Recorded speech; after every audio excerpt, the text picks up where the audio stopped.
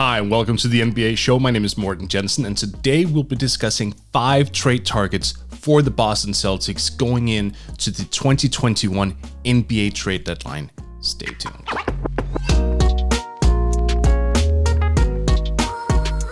The Boston Celtics have a TPE, also known as a traded player exception, worth $28.5 million that they got off the sign and trade deal with Gordon Hayward when they shipped him to Charlotte.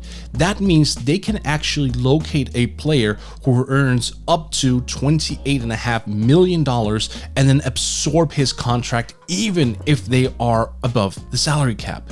It's a pretty fancy way of upgrading the roster, but there's one hiccup. You can't just extract a player from a different roster and go, well, tough, you know what? No, you have to still match value. You may not have to match salary, but value is very much required. So the Celtics would have to give out draft picks or young players or some kind of compensation for the team to give up that large contract. That said, there are actually guys who might be available, and here are 5 of them. 3 of them, coincidentally, play on the Orlando Magic. And the reason that I mention all 3 of Nikola Vucevic, Aaron Gordon, and Terrence Ross is that we still don't really quite know where the value of that TPE and Boston's assets is. We don't know where that value is. We don't know how that's gauged by Orlando. Maybe Orlando decides that, we don't want to send Nikola Vucevic, who is our best player, to the Boston Celtics unless we get a return very much similar to what the New Orleans Pelicans got back for Drew Holiday. Assets which the Celtics just don't have. In which case, you can go down one notch to Aaron Gordon, who is earning a little bit less. Vucevic, for the record, is earning $26 million, so he would fit in nicely. I recently wrote about that for Forbes, so you can check that out as well. But for Aaron Gordon, this is a little bit different. He's earning $18.1 million this year, so he's easier to slot in. And he isn't as productive as Nikola Vucevic, but he's 25. The Magic might realize that because of his age, he's attractive to a lot of different teams. What does that mean? Well, it means they can shop him heavily, aggressively, all around the NBA, and presumably they would get a pretty good haul. Aaron Gordon is an influential defender. He's a developing shooter. He can handle the basketball. He can initiate plays off the bounce. A lot of teams would want that, especially at his age. Also, much like Vucevic, his salary actually declines every single year. Well, there's only 1 year left after this one, so it isn't because you are trading for him for the longevity of the contract. That said, he would make a very interesting upgrade for the Celtics. But again, how does those value align? The Celtics, yeah, sure, they have a group of young players, including Robert Williams, Peyton Pritchard, Aaron Nesmith, but how valuable are those guys for someone of Vucevic or Gordon's caliber, right? And their draft picks, they aren't that high either. Boston is a good team that could make a deep playoff run. They just need to gain some traction. Kemba Walker's been out. A lot of additional scoring responsibilities have landed on both Jason Tatum and Jaylen Brown. So now that Kemba is back, looking a little bit more bouncy, hopefully they should bounce back as a team as well, and that would improve their record, thus lowering the value of their upcoming draft pick. That doesn't really help their situation a whole lot. That's why we now go to Terrence Ross, who is significantly cheaper, who's also 30, which matters. He's a bench player primarily. He would come on for the Celtics as probably the third wing starter. As we know, Brad Stevens has loved the whole 3-wing angle he used to start Brown, Tatum, and Gordon Hayward. Now Terrence Ross can step into that role. He's a prolific 3-point shooter. Of course, it needs to be mentioned that Ross is the least of those 3 Orlando Magic options. And again, this is why you have to look at this through layers, right? If the tier 1 guy, Vucevic, just isn't available for what the Celtics have to offer, and you go down one step to Gordon, if that same problem remains true, then you go down to Terrence Ross, and you should figure that would make sense. The Magic should be willing to fork over Terrence Ross for a combination of young guys.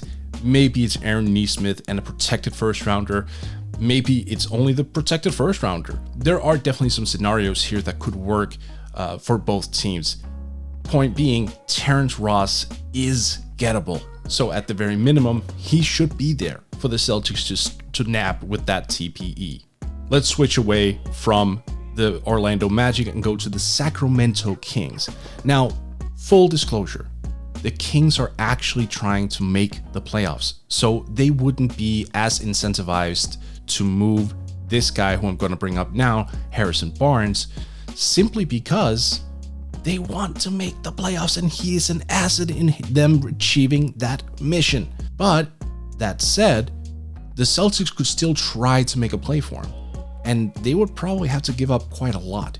Barnes, while not a main cog on most teams, is still a very reliable 6'8", 230 combo forward who can hit the three ball at almost 39%. Gives you around 16 boards, 6 to 7 rebounds per game, some playmaking. Barnes is the lesser version of a Tobias Harris, which isn't a bad thing. Tobias Harris, despite being overpaid, is legitimately good. And if you can get someone who is 70% the player that he is for a traded player exception and some, well, you probably will have to give up the first rounder, you probably have to give up Peyton Pritchard or something along those lines, but that could still be worth it ultimately. The Celtics would instantly get better, they would get more depth, they would get more size, they would get a third presence on those wing slots as well. It would be a very, very attractive player to bring in, assuming, of course, the Kings are interested.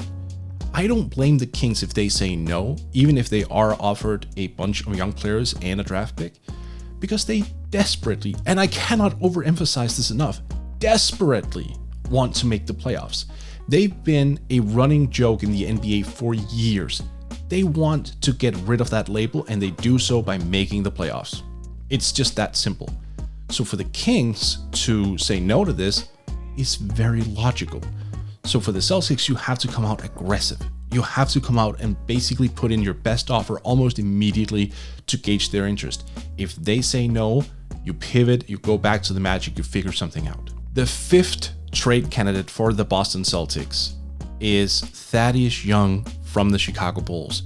And let me be honest right off the bat, that's going to be a hard sell. Not only are the Bulls in a somewhat similar situation as the Sacramento Kings in that they're trying to make the NBA playoffs, but Young has legitimately been the Chicago Bulls' second best player behind Zach LaVine this year. I know you're looking at me like, Thad Young? Yes, Thad Young. I don't blame you for not watching the Bulls. It's fine. He has. Not only has he provided great stable defense, he's also been almost a triple-double threat coming off the bench. He's been arguably the second best passer on the team after Tomas Satoransky. He's been rebounding. He's been hitting guys. He's been scoring at a high clip, high efficiency. He's been such a net positive having on the floor. And given that the Bulls are probably going to lose Lauri Markkanen after this season, unless they trade him before the trade deadline, and they should, you would be walking into next season with virtually no size outside of Wendell Carter and Daniel Gafford, both of whom are exclusively centers. Do you want to go that route and maybe find another wing because Otto Porter is also going to be up contractually? The Bulls could be missing a lot of size here. And for Young, who is a great veteran leader, who's great in the locker room, someone who helps young guys develop, that becomes very valuable as well. The Bulls might be inclined to just say, we're not interested in moving him. Of course, there's a price for everything, and the Boston Celtics would have to pay it if they wanted Young, but it would be reasonable for the Bulls to say no thank you, given their future considerations of losing Markkanen, losing Otto Porter, not having Thad Young at your disposal if you trade him. And look, Zach LaVine loves Thad Young. That factors in as well. LaVine, the Bulls desperately want to keep around long term. He's having a career year. Why would you remove the one guy that Zach absolutely loves on that roster, right? So basically, for the Bulls, it comes down to, if you pay us the right price, we'll do it, but that price has to be just right. And that means the Celtics would have to overpay the Bulls for Young, which is why I don't think it's going to happen ultimately, because if Terrence Ross is right there, as I mentioned before, you could go that route. He is not as crucial to a team's integrity or DNA as Thad Young is to the Bulls, which is why you have to gauge value in talent, right? While Young is more talented than Terrence Ross, the talent level isn't that far off that the Celtics should just cash in their chips on Thad Young. Then they might as well just go for Terrence Ross and say, you know what, we get it, it's fine. He's a fine solution for our team. And ultimately, I think those 5 guys, ironically with 3 of them coming from the Orlando Magic, which is insane, are the primary candidates to be moved here. You know, it's difficult to find another name that really makes a lot of sense. I know the Boston Celtics fans have thrown around Jeremy Grant's name a couple times, but let's just be honest, guys. The Detroit Pistons love him. He's having a career year. He's really just exploded onto the scene. He's a great two-way player. That's just not in the cards. And then you can argue, but Mort, why can't we get Jeremy Grant if we can maybe get a Nikola Vucevic? The situation is just different. Vucevic has been on the same Magic team since 2014. They've tried to do everything they could to become a championship contender. It just hasn't worked out. He's 30. He's going to be 31 this year. A change of scenery wouldn't be the worst thing in the world. And of course, you would still have to pay through the nose to get either. But considering they're going nowhere in Orlando and that roster needs to be blown the hell up, it does lend credence to the idea that Vucevic is more attainable than a Jeremy Grant. But yeah, so right now, those are the 5 big names that has come up for the Boston Celtics that could be realistic. Some names are realistic, mostly Terrence Ross. And yes, you could look around the league for additional players who are earning a ton of money and who you could fit under that TPE, because you cannot exceed it outside of just 100,000. That TPE and plus 100,000, that's the rule. You can't go above that. You cannot say, well, can we just use that TPE with a player and then get someone in who's earning 30? Doesn't work that way. You can't. So you're limited to getting a guy in who's earning effectively $28.6 million or below. Like, you could take on a minimum contract for that TP if you wanted to. But again, it has to make sense for the Boston Celtics as well. This is a crucial tool to have at your disposal. You need to use it on something, and preferably something good. And with the Celtics having a bunch of young players still on their roster, maybe they can align value with the team.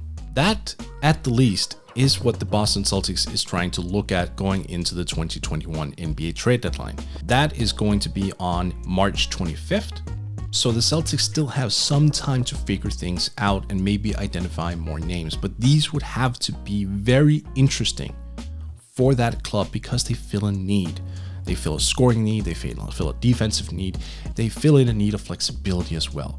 Now, if you were to ask me who of those 5 candidates, and again, that's not including Jeremy Grant because that's unrealistic, I would prefer for the Celtics, I know most of you be thinking that's Nikola Vucevic. And yes, in a way, but I would be personally very intrigued by the idea of Aaron Gordon. I think a guy with that defensive capability and a guy who can handle the ball the way that he can do, that becomes very, very interesting in a playoff context for the Celtics. You may think Nikola Vucevic is the big name here, and he might be, but just consider this. He's averaging 24 points for the Orlando Magic, and that's basically where his value is. He's an offensive-minded center, a damn good one. But the Magic are going to be trading him off the merit of him being a high-volume 24-point scorer. Will he average 24 on the Boston Celtics? No. Jason Tatum is there. Jaylen Brown is there. Kemba Walker is there. The scoring is more or less taken care of. Vucevic would come in and give you somewhere around 16, maybe 18 points per game, which means, are you trading or sacrificing assets for a player who won't give you the same type of production? Oh, sure, Vucevic talent level is still through the roof. You would get an insanely skilled player, one who can spot up, make the passes, be an elite rebounder, so it's not lost. You could still make that trade and it would be fine. But Gordon isn't a shot-hungry player. He's someone who will adapt and adopt himself to the coach in terms of providing what's needed. Defense, playmaking, opportunistic scoring possibilities. I think that would fit more into what the Boston Celtics are building right now. Plus, I think he would be a coaching favorite of Brad Stevens. To me, the name here to acquire is Aaron Gordon. And that's probably going to be the toughest one of them all. Hey guys, thank you for watching this video. Since you're all hoops fans, I was hoping that I could interest you in a basketball webinar that I conducted with former NBA video coordinator Mo Dakhil, who spent a lot of time with both the Los Angeles Clippers and the San Antonio Spurs, not to mention the Australian national team's basketball team. So if you're interested in listening to what Mo has to say, you should sign up for the webinar that's going to be live on February the 25th at 3 p.m. Eastern Standard Time. I'll hit the link here in the description. Sign up, share with your friends. I would greatly appreciate it. Plus, Mo gave me a tremendous amount of insights that I think you would really enjoy. So thank you. I hope to see you on the 25th. Take care.